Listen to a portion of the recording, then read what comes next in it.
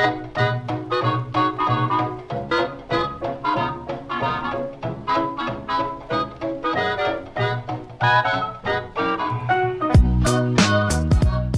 and welcome to Movie Film Studios, the only podcast that takes you inside the mind of two film studio executives as we unravel and then re-ravel the best that Hollywood has to offer.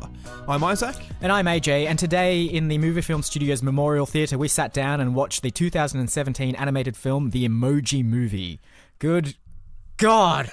Yeah, I mean, your face looks very much like, I want to say the poop emoji, but that's not a great joke. It's the frustrated emoji. I don't know enough about emojis. I don't You would care. have thought that we would have learnt something from this film, but I was not... Anyway. Look, before we go too far into The Emoji Movie, let's have a quick checkup in how the much better film, Environmentally Conscious, from last week, how did that go?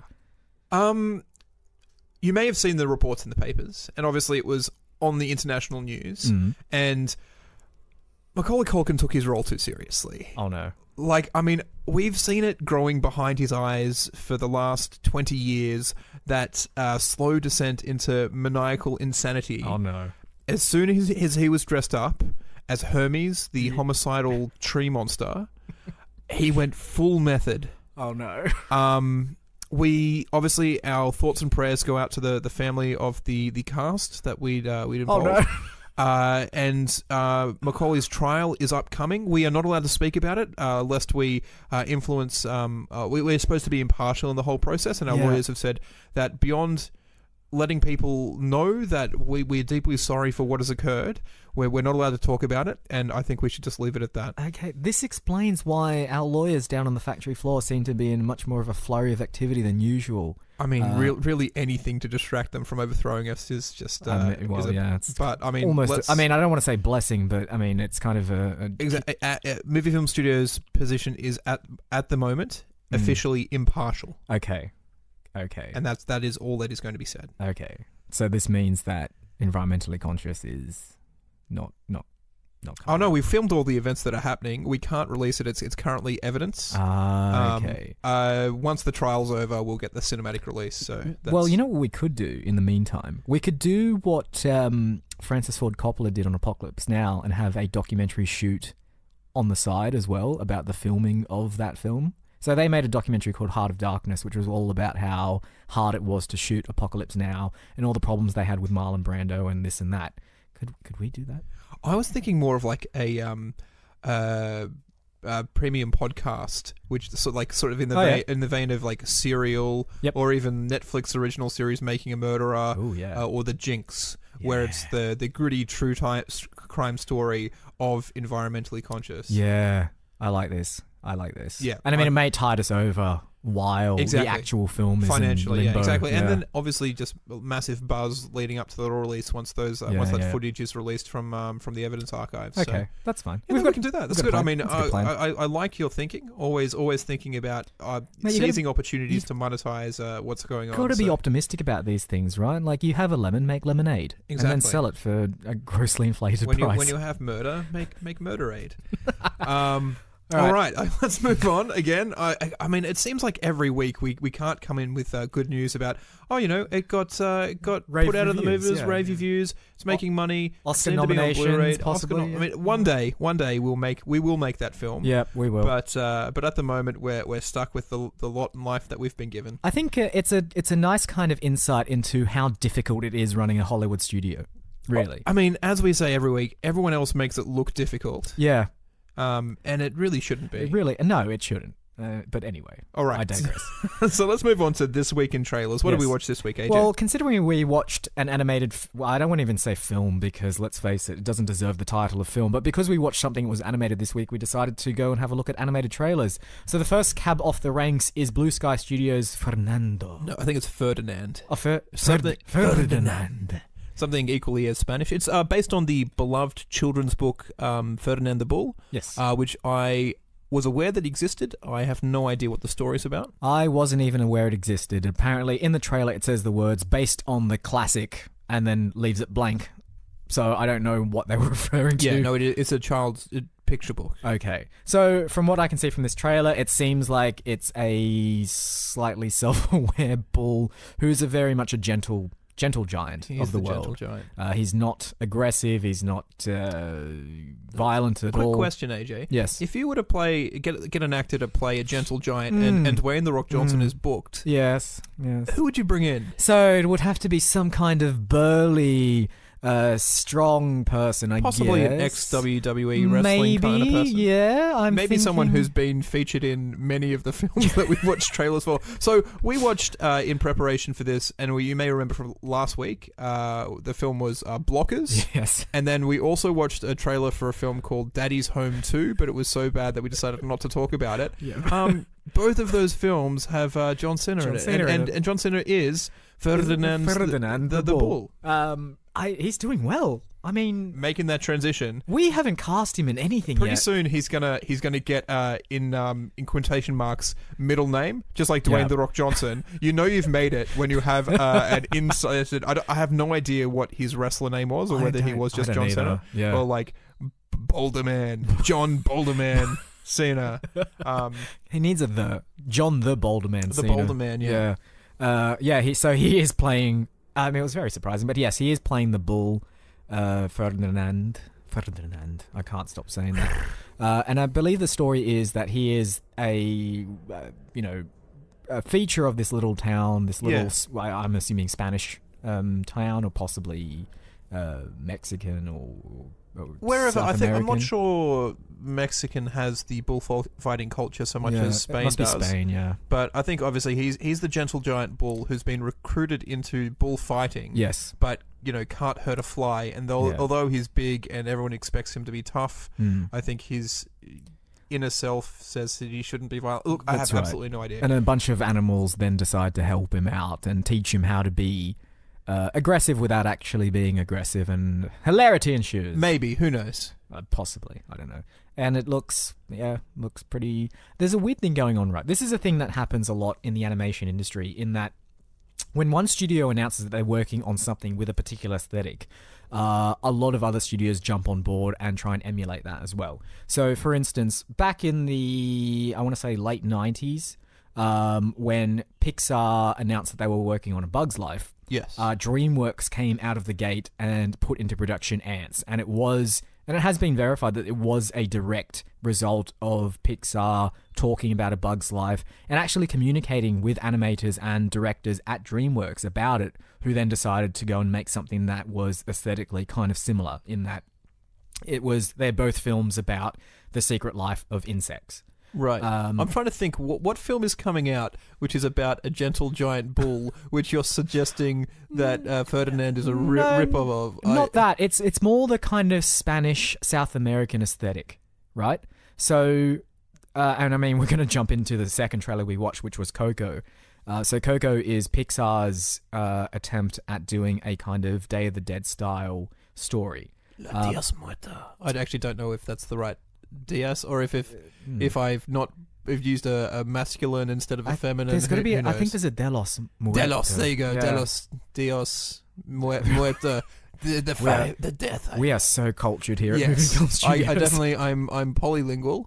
I have no idea. Sorry. No, but aesthetically, they're sort of hitting upon similar notes there, and I feel like it's purely because one studio found out that the other studio is doing something like this. I disagree. I really just think that Blue Sky is just buying up children's books, and the fact that it's about a bull. It's like, oh, kids love animals.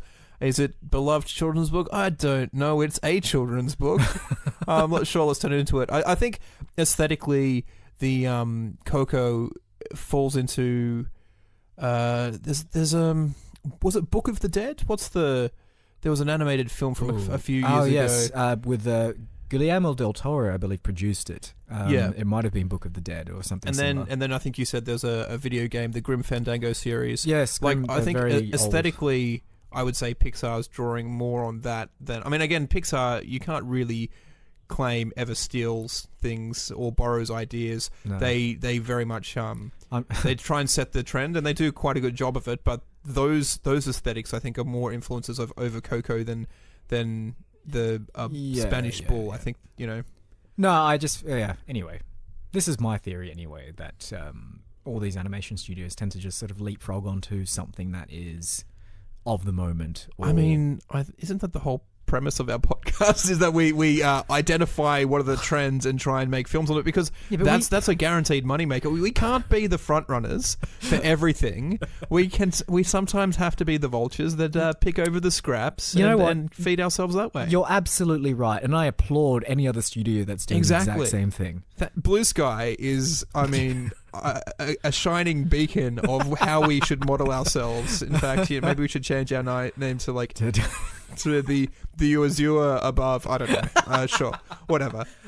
We can't. It's like a conga line, right? Yeah. Someone has to be at the front of the conga line. That's right. Yeah. And there's only one spot. Pixar is there at the moment. Yep. Eventually, Pixar will get tired and have to sit down and rest their feet. Yeah. You can't conga forever. No. And eventually, the people at the back of the conga line get to the front.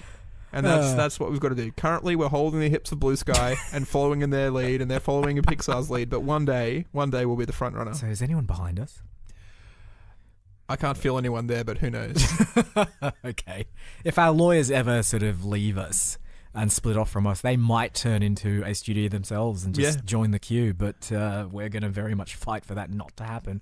So let's talk about Coco. Yeah, let's talk about Coco. So, I mean, I'm an unabashed fan of Pixar and their output. They've been incredibly inspiring for me over the last... they've been around for over 20 years now.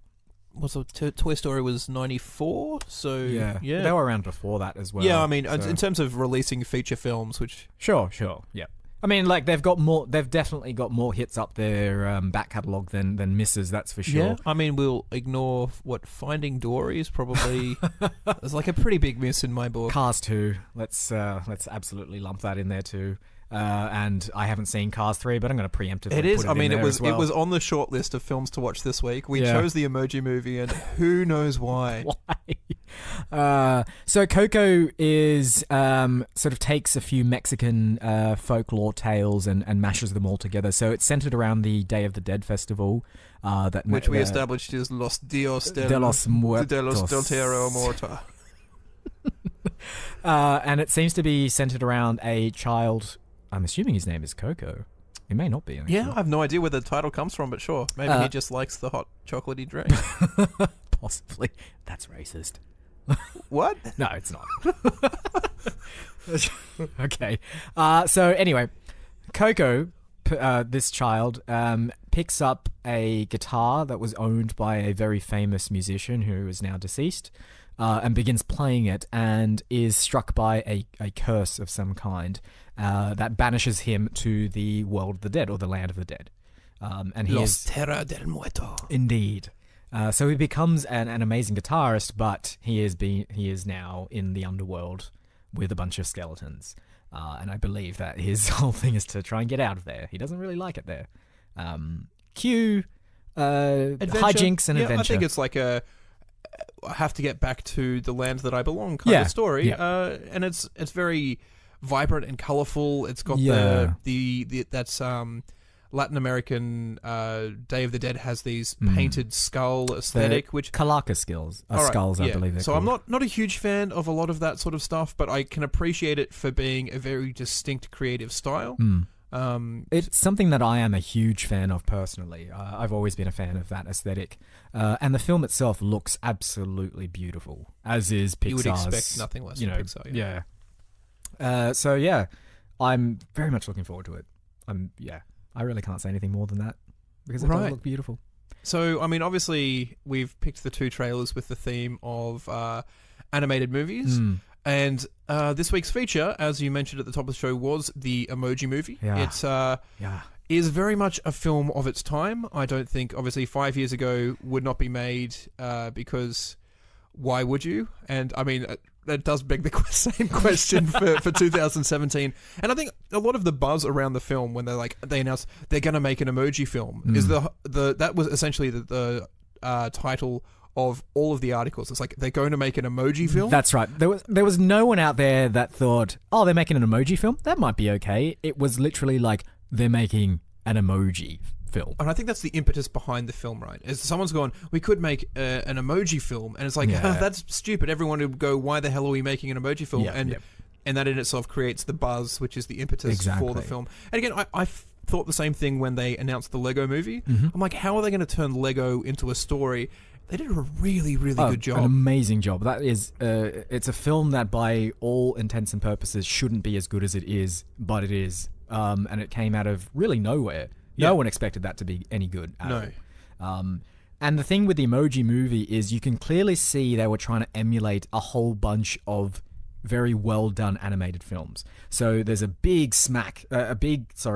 dollop of the Lego movie in the Emoji film.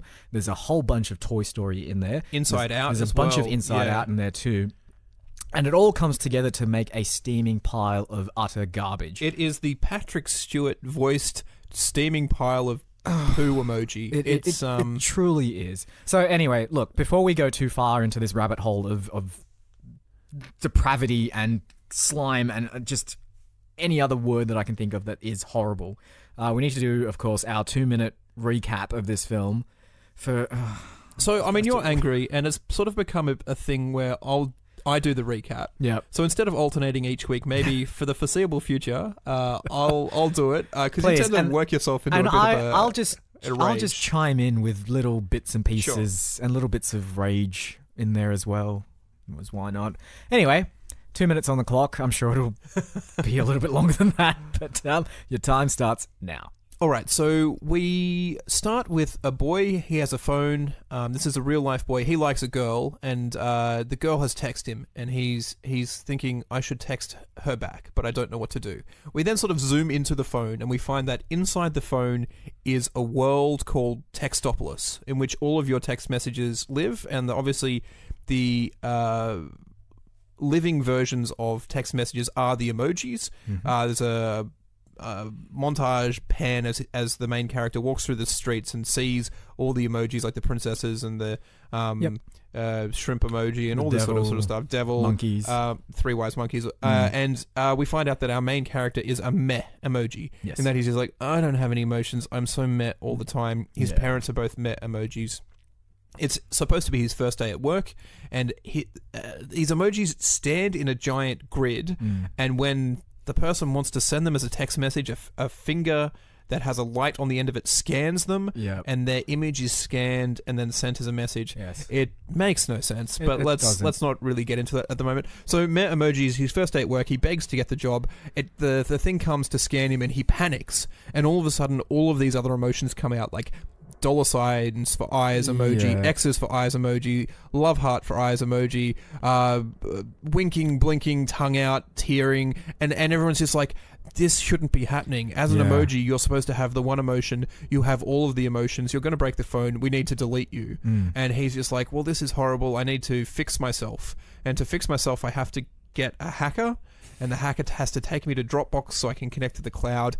It doesn't really matter, really. Who cares? It's any number of tech jargon that they can throw in there. So it's like the cloud, yes. Hacker, yes. Dropbox is an app, sure. So So what happens then is the emoji, the Meh emoji, Gene is his name, meets up with the high five emoji. And they decide to head into the dark area of the phone. Yeah, they have to leave their app, go on a bit of a journey. The journey takes them through other apps. So it takes them through the piracy app, where they meet the female jailbreak. Because that's the thing you can do to a phone to hack Apparently. They go through Twitter, they go through Instagram, they go through YouTube, apps, they go through Dance Revolution, they go through the whatever, they go through the trash can. They eventually end up at Dropbox, where they have to beat the firewall by guessing the password. When they get there, they're like, oh, now we're free to join the cloud. I should note that the impetus behind it is that because they've been going through all of these apps, the kid, his phone has been playing up, and so he's like, I'm going to go to the phone store and delete everything. And they're like, oh, we have to now kill Meh Emoji because he's screwing everything up, and if we kill him, then they won't delete the phone, and everyone will live happily ever after. When they get to Dropbox, the jailbreak, who's the love interest, says, I want to go off into the world, and Meh's like, well, I need to stay here because I've been fixed, and she's like, well, that's great, I'm going to leave you, and his heart is broken, and so that he actually becomes meh. Yep. And then he gets captured, and then his friend High Five and Jailbreak come back and rescue him before he can be deleted. But the kid is still deleting his phone, and he's deleting everything except, like, it's coming down to a point where there's the meh emoji, and he has to send an emoji to this girl that he likes. Yep. To convey complex emotions, and it's only because meh can do all the emotions that he can send this complex emotion, and he saves the kid's relationship, and the kid like unplugs the phone just as it's being deleted, and apparently in doing that everything that was deleted is suddenly restored on his phone, which which comes again, right back. Yep. not how phones work. And then obviously everyone lives happily ever after Apparently. in the phone. And that is the film. That is the film. And if any of that sounded rambling or nonsensical or just complete trash, it is the exact plot of the film. This is the kind of film where a bunch of... And look, I know that we are a couple of Hollywood executives, but it's our intent to make great films, right? We don't make films as marketing exercises. We don't make films for the sake of just making a film, right? And you say marketing exercise... The amount of brand name phone apps. Let's talk about Candy Crush Saga. I just like there's legitimately there are just ads for various apps in this film. It's not even there's no reason for any of these apps to actually be in the film. Yeah, I mean, mean, you could have put in completely generic versions of them. Yeah, exactly. It could be. In fact, you could have taken out all the sequences with apps, and the film would have been exactly the same. So they're only there to be advertisements. So if you look at Wreck-It Ralph, for example, Wreck-It Ralph does a thing where there are one or two like brand name video game characters like your Donkey Kong and Bowser's Pac-Man in it, and Bowser and a few other things. But for the most part, the games that they're going through are generic sugary racing game or Call of Duty alien shoot 'em game, or Wreck-It Ralph is obviously a Donkey Kong clone. Like you have the ability to not necessarily like rely on this marketing. The Emoji Movie, there's a good 10-minute sequence where they just play Candy Crush. Like I'm just this is not a sequence in a film. This is an ad. And then in fact, there's a voiceover that says Candy Crush. Like the logo comes up full view in front of the screen. Voiceover says Candy Crush, and then they legitimately just play a big version of Candy Crush. And when the malware is chasing them, the malware is trying to delete them. They run into Dropbox, and the malware can't get into Dropbox. And it's like that's because Dropbox is really secure. And you're sort of like, oh my god, it is just like another ad for Dropbox. This film, and I have to credit the studio who did this, is just a string of ads. And they're just like they're probably in the profiting off the film before it's released, just by getting everyone to sort of pay them to advertise their products. I mean, maybe that's why I'm so angry at this. Maybe it's because like I did not have this idea. Like when we did product placement in our Adventure Children episode, where we were like, let's have Domino's in there, but like I made up an elaborate backstory for them. I was like, they used to make Domino's, like actual Domino's, and they fell out of favor in the 1940s and 50s, and then they had to transition into pizza making. To be fair, Mercedes has come out with their S-Class submarine since then. It's not quite as popular, but I think we were ahead of the trend in putting a Mercedes submarine in before they actually went to market. I just think we've been working too hard. Like, why did we need to go ahead and make up all these like amazing backstories and try to fit them into our world when we could have just run the ad? Could have just put products in there. We could have just put direct products in there. Like, I mean, Adventure Children was set in the 1940s, but why couldn't you just have an S-Class SUV in there? Exactly. Who cares? Run the ad for it as well. You can have Michael Fassbender's character just like pausing for a second and saying like, "Have you tried the Mercedes S-Class? It is that is good." Das is good. So it does feel very much like a great big marketing ploy. But to prop up the marketing ploy, you would have hoped that they would have come up with a decent world or a decent universe or even a decent story. Like the story is I have to get from A to B and there are obstacles in my way. That's fine. It's classic. It works. But the world in which the Emoji universe is built on doesn't make any sense. So I think you said you read somewhere that the director took inspiration from Toy Story? Toy Story mostly, in that it's a bunch of things that don't normally have sentience given sentience.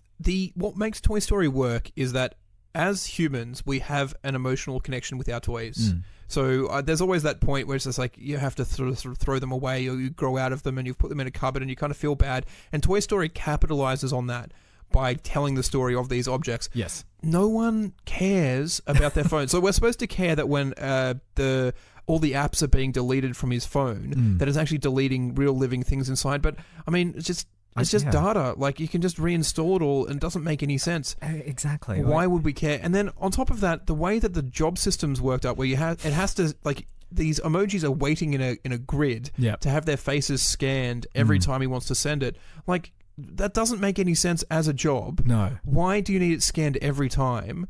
And then at the same time, Meh has a mother and a father. Yeah, that's the weirdest thing. What do they do as jobs? I don't know. So maybe they rotate, maybe it's shift work. Yeah. But at the same time, like, there's no... Them having kids makes them eventually redundant. Exactly. And it's not like... I mean, why do they age as well?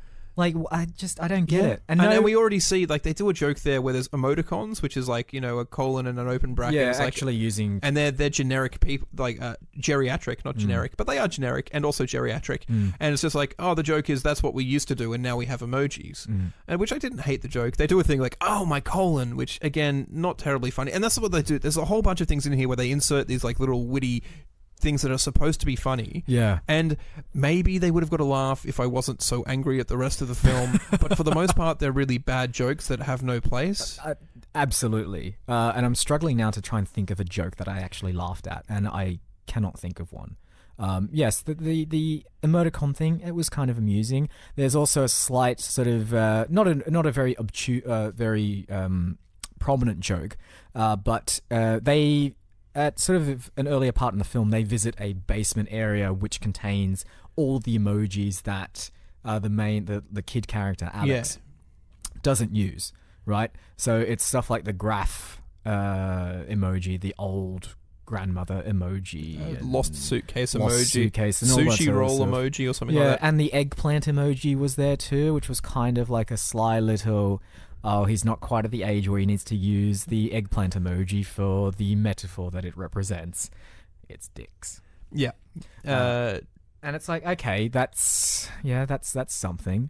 But that's the thing. There's little bits of, oh, that's something, like, in there. There's a bit where the Meh parents distract the guards by playing, like, distracting cat YouTube videos. I'm like, yeah, that's something. Like, and I get that someone in the writers' room pitched this idea, but they didn't think about using it to its full potential, and they're just like, yeah, we'll put it in there here. And speaking about the Meh parents have this whole arc. So they're like, they're like, oh, our son can't be Meh, and the mother's like, you should let him be who he wants to be, and the dad's like, oh, he should be a Meh, and there's this fractured relationship, and we keep cutting back to them like 7 or 8 times as their relationship unfolds and is like mended based on their... I mean, why are we cutting back to these characters that are nothing characters to fill in time? It just... Oh. The horrible thing as well is that those two parents are playing Meh the entire time, so their performances are completely flat and monotone. I find this YouTube video the funniest thing I've ever seen. And that's the joke. The joke is that they can't put any emotion into anything. And because they're one-note characters, like, hearing them just, like, do the same joke over and over again is almost as annoying as... like a 5-year-old just hitting one note on the piano over and over and over and over again. It's like, you are driving me insane with this. What is going on? Please, someone take that away from that kid. And the thing is, this was done so brilliantly in Inside Out, right? So Inside Out is kind of the same thing in that you've got 5 characters who are all playing archetypes. So you've got happiness, sadness, anger, fear, and disgust, right? And yet, in that film, in particular, between happiness and sadness... you've got a beautiful, huge range of emotions, and a beautiful story that develops with those two characters as well. And at no point does it feel like they're playing out of type. At no point does it feel boring. At no point does it feel like a one-trick pony. It's a moving and very, very emotional story. I hate to say this, AJ, but I think the Emoji Movie only exists because of Inside Out. because Inside Out did a job of that sort of job of showing emotion so well that I think that's what greenlit the Emoji Movie. So I mean, I hate that the Emoji Movie exists, but also because it exists, it makes me think less of a Inside Out, which is such a great film. That's how bad the Emoji Movie so is. So do we blame Pixar for this? Is this Pixar's fault? So this is a Sony, to be honest, Sony film. So Pixar did the first ever feature-length 3D animated film, killing off the Disney, like your Aladdins and Beauty and the Beasts and Lion Kings. We don't get those great films anymore. Because it used to be that people had to painstakingly cell animate this stuff frame by frame over the course of decades. And there was no way that, like, I mean, again, there's probably are bad animated films, but because so much effort has to be put into getting these things out, it's really only the best stories and the best quality that ever reached the cinema. That's right. With stuff like this 3D animated junk that they keep putting out, I'm sure like it's just a couple of kids in a basement with like a polygon thing, and they're just like, oh yeah, whatever, it'll work. And like you can churn them out so much more easily, and you get things like the Emoji Movie and I don't want to say what's Rio 2.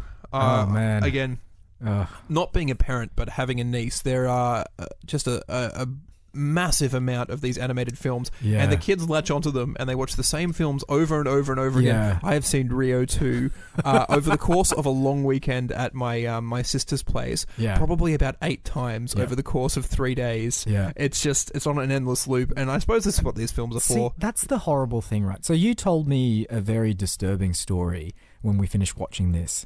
And you said that your neighbor, or one of your neighbor's kids, a little 8-year-old girl, said to you that the Emoji Movie was her favorite film. Yes. And that just broke my heart. It does, and I know she's seen good films. She's seen Frozen. I think Frozen, as most young girls, is their favorite film. Frozen's a pretty decent film. I'm not going to say it's a fantastic film. It's a Disney film. They know what they're doing. But it's pretty good. And then I'm just sort of like, but what about Frozen? She's like, no, I like the Emoji Movie more than Frozen. And I'm just, it breaks your heart. But I mean, having said that, let's look at this from a movie film studio point of view. Yes, let's. Some of the highest grossing films of all time. Frozen's up there. You know what else is up there? What? Minions. The Minions movie. Yeah. It's a spin-off of a bad, I mean, I don't want to say Despicable Me is bad, but it's just average. So it's average. Pretty average, And it's the side character spin-off. And you know why this works? And it's because things like the Emoji Movie and things like Minions open up an international market, because it's not reliant on your character's language that they're speaking. It's the humor derives from sort of that almost Marx Brothers, Three Stooges, slapstick sort of kind of area. The people and the characters in there are non-racially aligned, so they you can go international market. It opens up. Look again from our legal and marketing team says that the China is a great big market that at movie film studios we have not been able to crack just yet. Not yet. So I think without I don't want to whinge too much about the Emoji Movie so much. Yeah, like I said, I think I'm just filthy that we didn't get there first. It just feels like, if this feels like the kind of film that movie film studios would have made or would make, after years of being in an established studio, and we've got it down in terms of what it takes to make a audience pleasing, money grabbing film. It's just let's just do some back deals with the marketing team to get your app. And even on board, Facebook will chip in $1 million, YouTube will chip in $1 million, Instagram will chip in. It's beautiful, right? Because the emojis themselves are owned by an internet consortium. So there's no giant corporation that you have to try and swindle or, convince them that, we're going to use your property to make a film. So like the Lego film, for instance, that's a big corporation. They've got an image that they need to maintain. They've got a big product line that they need to sell more of. The Emoji Movie, no one's selling emojis. No one owns them. You don't have to license them or be beholden to some massive faceless corporate billionaire. They're just images. They're just pictures. So they probably didn't have to pay much for that. And all the money that they got in from just saying to app companies, hey, we'll put you in our film. We'll put an ad for your app in our film. How about a little bit of money? Bit of green, yeah. So, I mean, this movie probably cost, what, couple of grand to make. Yeah, I mean, as we established, 3D modeling's a piece of piss. There's no skill involved with that. Truly is, yeah. A couple of kids in the basement will be fine. Pay a couple of voice actors, sure. Yeah. Well, not even... I mean, I don't even think you'd need to pay them, really. Oh, those Hollywood B-list types. Like, I mean, who are the T.J. Miller, Anna Faris, and James Corden are the big three in this one. That's right. And none of them are terribly A-list. No. So Patrick Stewart is in there. But, I mean, like, I think there's a lot of actors out there that just enjoy doing the voice role. It's because, true. like, and again, if you get, like, Samsung or Apple to chip in a free phone. Yeah. Just like, hey, want to come record a thing this afternoon? I'll give you a free phone. I'm sure you could get, get anyone. Beyonce would come and do it for a free phone, I'm sure. We'd have to get the phones. That's the problem. I mean, or do we just make phones?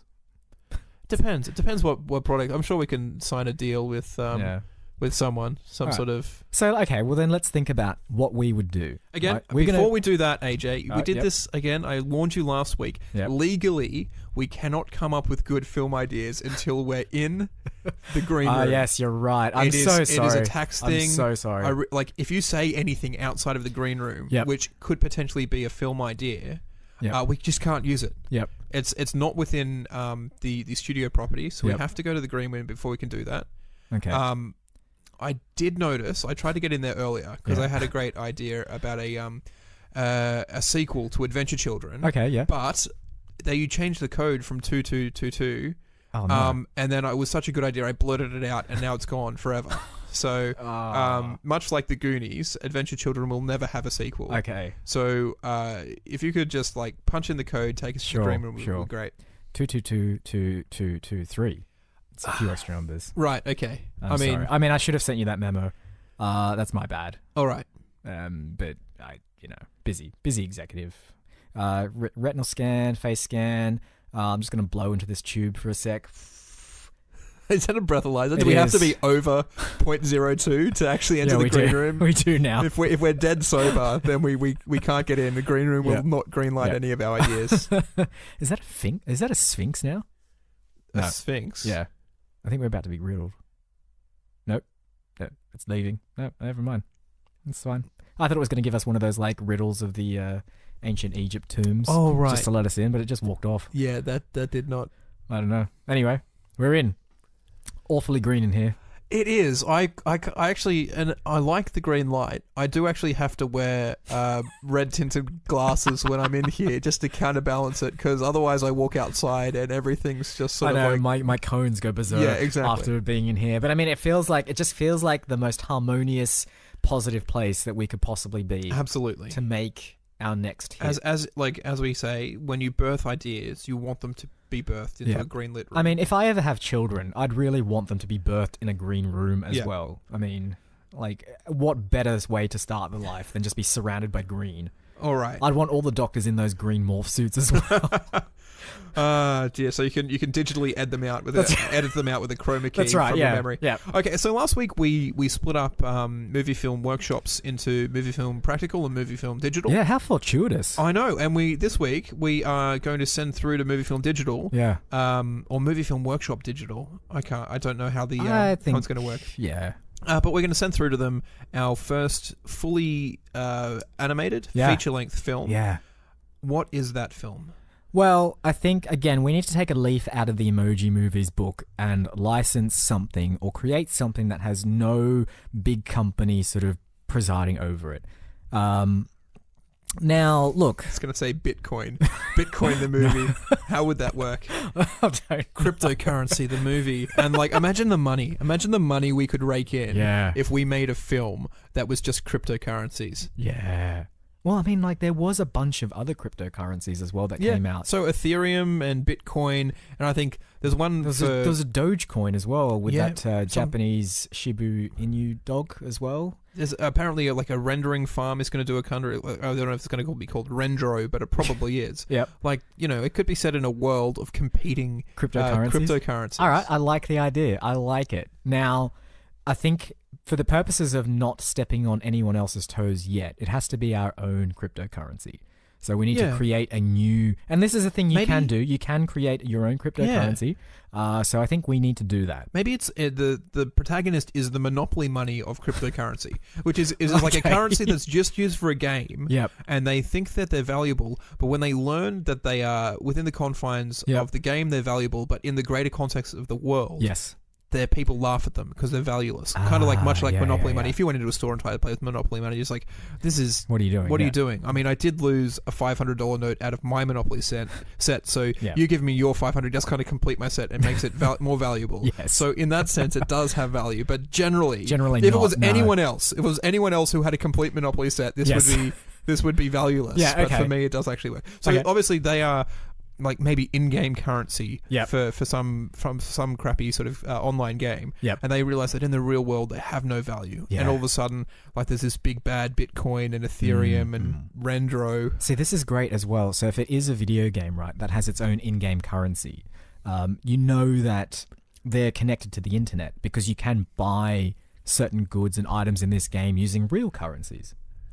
So maybe the in-game currency is always seeing these real transactions going through, bypassing their own system of currency. Yeah. And they're just like super filthy about it. They're very like, well, what are we doing here? And possibly that currency is then swept away on the tide of microtransactions. Yeah. So microtransaction is like a river, right? And there's so many microtransactions happening that it forms this fast-flowing river. Yep. And this in-game currency accidentally steps into microtransactions and gets swept off into the internet. And they're like, now I'm in a place where I have no value. Did you ever watch the TV show Reboot? I did, yes. Yeah, I think it feels a little bit like that, right? Where you've got these characters that are existing in a bubble and they get swept off into the internet. That's right, yeah. Obviously, Reboot was great, and this is also going to be great. I'm not quite sure how it works yet, so...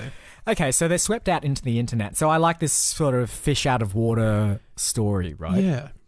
And they're seeing stuff that they never would have seen before, right? So inside their own game, everything is very much... what they know, right? So it's the environment that they know. There's nothing different about it. It's the same kind of thing day in, day out. But as soon as they get out of the confines of their game, they're out on the World Wide Web. So the Emoji Movie, right, thought how cool would it be if you could go into different apps, right? But that's so self-contained. It is so just like, oh, it's just the phone. I mean, they do branch out into the cloud, but it's such a tiny sort of compartmentalized version of it that it's nothing. Our film dares to go out into the World Wide Web.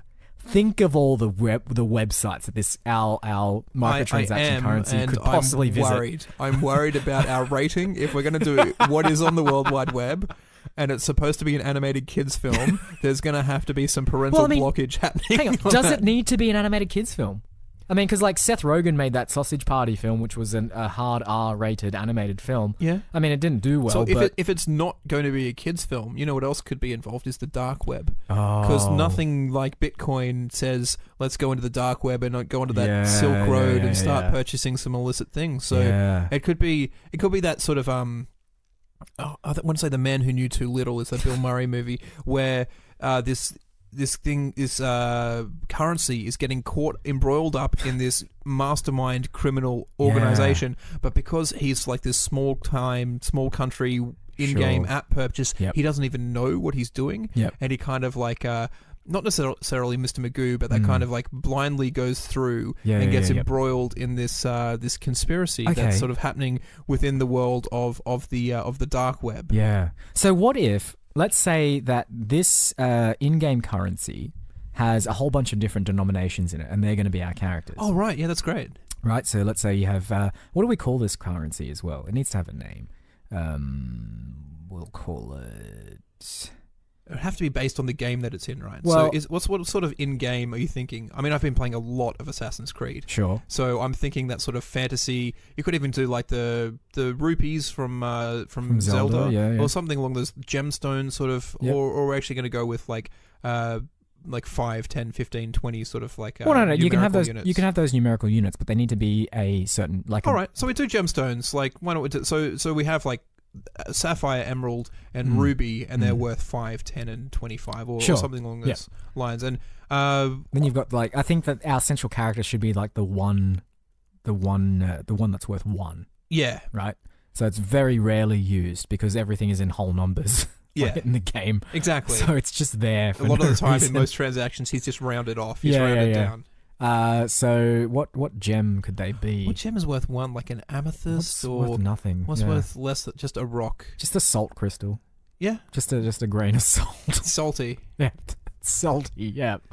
And that ties into the whole cryptocurrency thing because you got to salt certain things to make it. I don't know. There's something. I mean, we'll throw in technical jargon like salting and hashing. The word salary comes from the fact that people used to get paid in salt.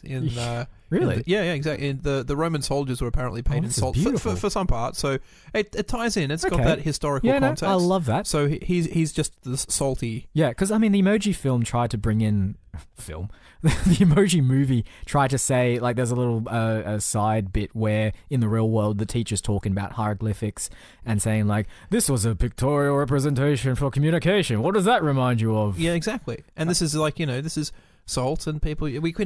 Education. Yeah, we've got to put education through our film. Absolutely. Historical facts, and when facts don't fit in, we change them because that's what movies do. So our in-game our in-game currency falls into the river of microtransaction, gets swept out into the World Wide Web. Most of the other, in fact, all of the other denominations, except for our salt, get swept up into the darknet, and they get embroiled into a high-stakes, espionage-heavy plot of some kind, right? Some sort of, I actually think drug trade, because if we have our main character as salt, the salt can get mistaken as a fine white powder. And there's a joke in there somewhere. Well, I was thinking that maybe salt was the outlier.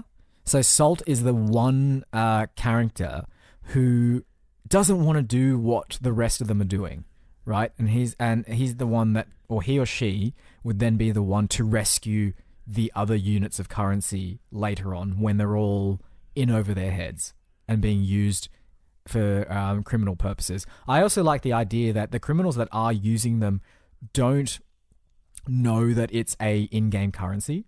So there's that kind of like tension being built whereby they're going to get found out at any second that they're not actually a real currency. Oh, right. It's like they think they're like an actual gemstone that has actual value. Yeah. Absolutely. But they're sort of somewhat counterfeit because the gemstones in Zelda aren't actual rubies. So these criminals are trading around like 10,000 diamonds or 50,000 rubies or whatever and thinking that they are actual gemstones.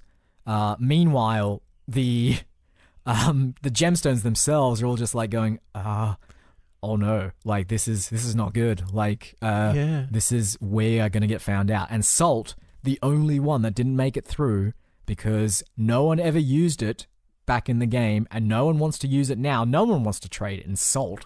Like, that's not a valuable commodity. It is the only outlier, and it's up to that character, that bit of currency, to rescue the rest of them. Yeah.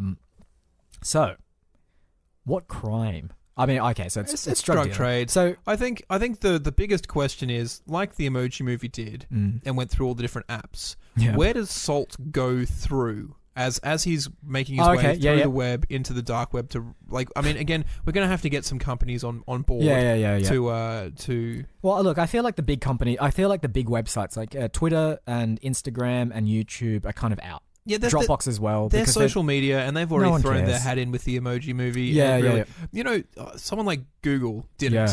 But, I actually, maybe we'll have like this battle, right, between...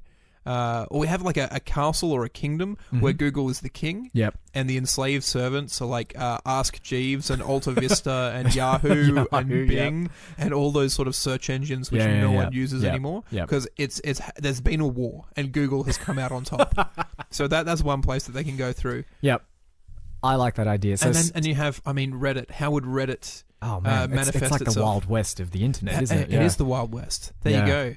It's like this Wild West setting. Yeah. It's like a bunch of... I like the idea of the mascots of those websites being characters as well. So like Reddit's the Google like a little G, alien, right? The Reddit alien. Yahoo has that exclamation point. Yahoo. Ask Jeeves. I also like the idea that Ask Jeeves is really down on his luck. And he's just looking for like anyone that'll ask him a question so that he can answer it. I mean, he is actually acting as Google's butler, right? That's... Okay. Or the court jester or something. Yeah, he's got a new role. But he's still wearing his old butler uniform Yeah. as well. What's Bing's? I don't know. Bing has nothing, doesn't it? Who knows? I don't even know. I'm not sure I've ever been on Bing. I've never And the been one time that Windows has defaulted to Bing, I'm like, no, you don't.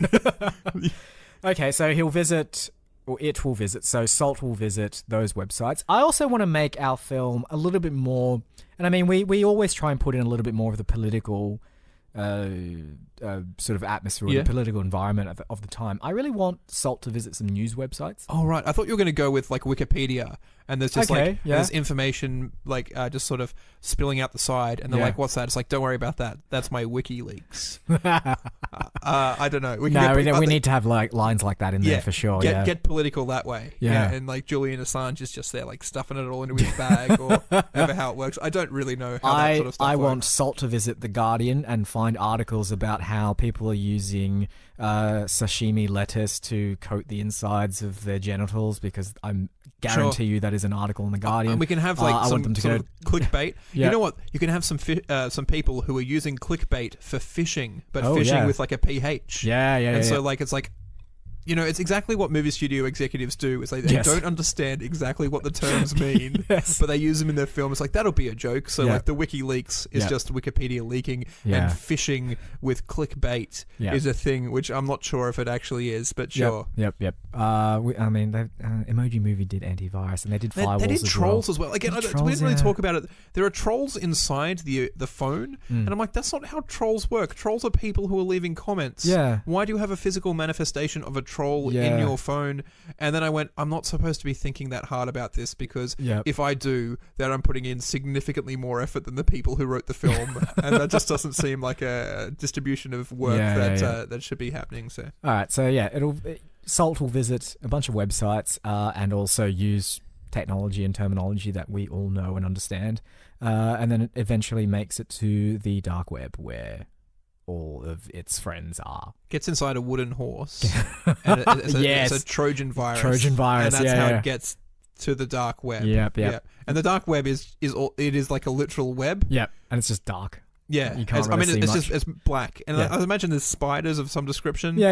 Sure, because I mean, I can't imagine why there'd be a web otherwise. Again, if haven't made it clear, I have no idea how the internet actually works or what the dark web is. No, it's probably a good thing that we don't know that. I've heard the term Silk Road, so it's going to be a Wizard of Oz style physical road made of silk.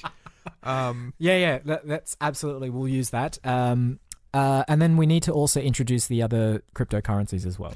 So obviously, maybe Bitcoin is the mafioso kind of boss, and he's got, you know, he's controlling the flow of these sort of things. Right, he's facilitating it, as Bitcoin does, and we all know does. And then he's the Don Bit. And then Ethereum and the other guys are his henchmen. And then it's sort of like, it's like, one day we're going to be on top. We're going to be the big bit man. But at the moment, we're just sort of biding our time. And maybe Ethereum's plotting an overthrow. He's plotting to like make him sleep with the fishes, but also a PHI. Yes. That sort of So they're fishing. just biding their time before the Don Bit is either out of the, dead through old age, or maybe someone rubs him out. Yeah. It's like, what happened to him? He bit the bullet. Because that's, again, really bad computer puns. Yeah, for sure. Yeah. And I mean, we need to add in like some kind of megabyte, gigabyte kind of reference in there too. Gigabit the... Maybe there's a restaurant and it's just called Megabyte. Yeah. That's right. Yeah, there you go. It's a fast food restaurant. It's a fast food restaurant, and it's a front for laundering the bitcoins. Yeah. So Salt makes it in. Then what does Salt do to rescue his friends? Apart from making the chips at Megabyte too salty? I don't know. Like, I think we can go with that whole he masquerades as drugs. As drugs, yeah. So maybe he sacrifices... I'm unfortunately using the term he, but maybe it sacrifices itself, right? So it attempts to be a substance that's far more valuable than any of the rubies that the criminals are trading in. And it's actually a drug, a new type of drug, right? And the criminals are so blown away by this, they decide to abandon the use of the rubies to trade their wares, and instead use this new currency called... Knackle. It's Knackle, and no one notices that it's just NaCl, which is the chemical composition of salt. Oh, that's clever. Yeah, I know. That's real clever. Damn, you're smart. Yes. So the new knuckle coin, becomes the new sort of popular in currency of the time, and the other gemstones are able to escape and return back to the game where they came from. But Knuckle, old Salt, he's stuck. Yeah. And I want to end. I think we should end the film on a more somber note, right? So Knuckle legitimately sacrifices itself to rescue its friends. Yeah, so I mean, the point of like a Bitcoin apparently just gets divided up over and over and over again, so everyone has a fraction of a Bitcoin, and Salt does that as well because it's individual grains. Yes. He can be cut up and over and over again, and in being pulled apart, he has the ability to do multiple transactions, and in doing so, sacrifices himself for the greater good. Yeah, that sounds great. I feel as though we haven't made a really good like kids. I mean, again, we ditched the kids thing. I'm having a lot of trouble just envisioning what all this stuff looks like. We may need to start up an art department or a concept department. I feel as though this is more like we have the Godfather kind of music playing over the top of it. It's like it's super serious, and I think you know what we're going to do. Yeah. We're going to market it as a kids' film. Yeah. But it's going to be as intense as The Godfather. Yes. And people are going to complain, and that's going to create buzz, and that's so much all buzz. we need to get people into the cinema. And I mean, this film won't cost us anything, right? It'll cost us nothing to make. Is it because we're paying people with salt? Or how is it? How are we going to earn our money back? Well, we earn our money. Well, I mean, all the websites that we're visiting, we're hitting all the big websites, right? I don't think Bing, Google, Alta Vista, and Ask Jeeves have money. They're like they all if they need to pay for anything, it's really hands out to Google saying, "Daddy, can we have some money?" So really, Google. Yeah, but we only need like $10,000 or $20,000 anyway to make this film. Like $2,000 of that's going to go towards actually making the film. And getting all the CGI out, and the rest of it's just pure profit. It's true. I mean, it is. We might have to pay some actors as well, and we should probably cast this at some point. That's true. I'm just thinking about rendering salt. I don't know a lot about the 3D modeling process, but if each of those grains is a polygon, and there's like literally thousands and thousands of grains of salt, is it actual salt, or is it just a person who's called Salt, or I think is it just a person covered in salt?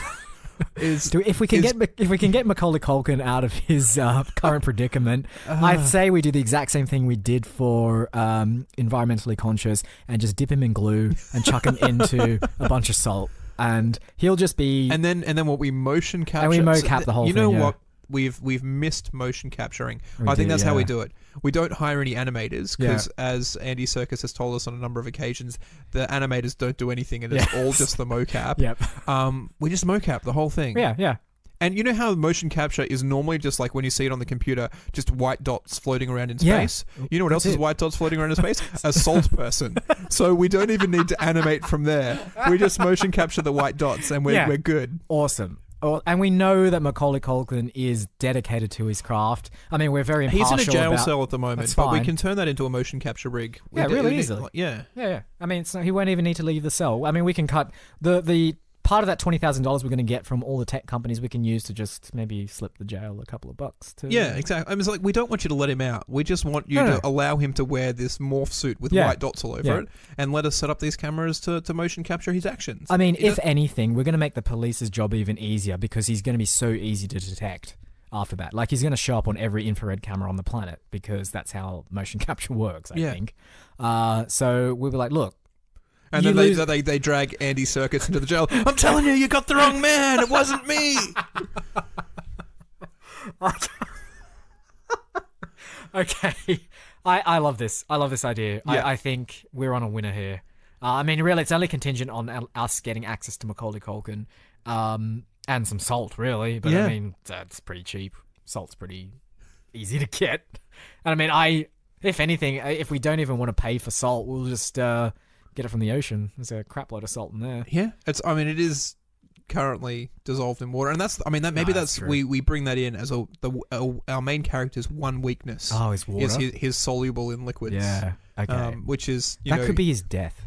That could be its death, right? Like, it's the final. I mean, we are making this a Godfather-esque, super intense film. I haven't seen The Godfather, so don't spoil it. I'm not for me, spoiling please. anything here, but you know there's deaths in The Godfather. I know there's right? a horse. You know a head in horse bed. dies, right? Yeah, I do. I've seen something about Yeah. that at some point. Okay, and so I know it's like on this the day of my daughter's wedding. Yeah, and yeah. that's pretty much all I know about Well, The Godfather. at the very least, a horse dies in it, so you know Yeah. that we're gonna have to put some kind of death in our film. So what if our film ends with the death of Salt?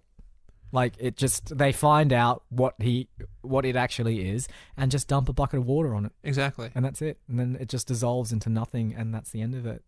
I mean, I can't think of any other Cue way. sad. I think all of the music's going to have to be like 8-bit sort of chip sounds. Oh, yeah, for And sure. I don't know how you do that. Bum, bum, bum, bum, no, no, no, no, no. Legally is distinct enough from Nintendo's own music library to not get us into trouble yet. Yes, but familiar enough that you know what we're doing. So You do know what we're doing. On that note, I think first of all, greenlight it. All of our ideas enter the world bathed in green light, and this one deserved nothing less. Yes. I mean, we're greenlighting it so we can make some green. That's right. Great. You know what's going to happen. The Google's going to pay us like in a mountain of salt. And we're just going to go, what are we going to do with this? And they're just like, Yeah. Isn't that the thing that people do if like they get a massive fine and they just pay for it all in like 1 cent coins or something like that? Yeah. Or apparently there's those sort of like apocryphal tales of Google suing Samsung and winning, and Samsung pays them all in 1 cent pieces. 1 cent pieces, They drive like 17 trucks and... I think it was, Samsung and Apple that happened as well. I doubt that it ever happened, but it's a story that I've heard. So Yeah, I'm sure 18 trailer loads of salt will just rock up at our door, and we just go, "What the hell are we supposed to do with this? Yep. Let's hope it doesn't rain anytime Yep. soon." Oh, what are we calling this film? Yeah, that's a good point. We need we need a name. Are we doing a salt pun? It's like for sure. assault and battery, Yeah. and like his offsider is like a slightly. There's like a battery that's only at like 2 bars. Yeah. Or is that a bit too phone centric? No, it's not. All right. Absolutely not. So we're calling it assault and battery. Yeah. I really hate that name. I think it's a horrible, horrible joke. But unless you can come up with something better in the next 30 seconds, that's going to be the working title of the film. Well, that's it. Let's do working titles, right? Like, I mean, we don't have to secure the name now. I mean, look at Star Wars. One of the Star Wars sequels was called Blue Harvest for the longest time. Yeah. I mean, granted, that was just a name to cover up the real name, but it doesn't matter. I mean, that was so the towns that they were shooting in wouldn't charge them hundreds of dollars because they knew it was anyway. Let's not get into movie history. I like if you look at the Wizard of Oz, right? There's we're doing a Silk Road thing. Maybe it can be very Wizard of Oz. Yep. Maybe a depleted battery can show up at one point and we can use the assault and battery joke. Yep. But it's not the title of the film. Yeah. But I suppose like Wizard of Oz isn't called Yellow Brick Road. It's called the Wizard of Oz. Yeah. So like, is there a Wizard of Oz type figure? Is it like the Bitcoin? There's like maybe cryptocurrency. No, crypto. I can't. Salty crypto, salty Yeah. coins. No, this isn't working, is it? No. A currency affair? No, that's it's better. I like it better than assault and battery. I can tell you that. Okay, a currency affair. We could just call it salary, and people are like, why did they call it salary? And then they learn something about Roman history. I like the salary. I mean, I didn't even know about that, unless you're lying. No, I'm like 99% sure that's correct. Okay. Salary, because I mean it does tie into the whole cryptocurrency thing. Yeah. We're talking about. Okay, sure. Money changing hands and the salary movie. Like it needs to have that in it, so you know that it's a movie. Yeah, exactly. And then you put it at the front. Yeah. Because otherwise, Justin Timberlake will tell you to remove it. I don't know.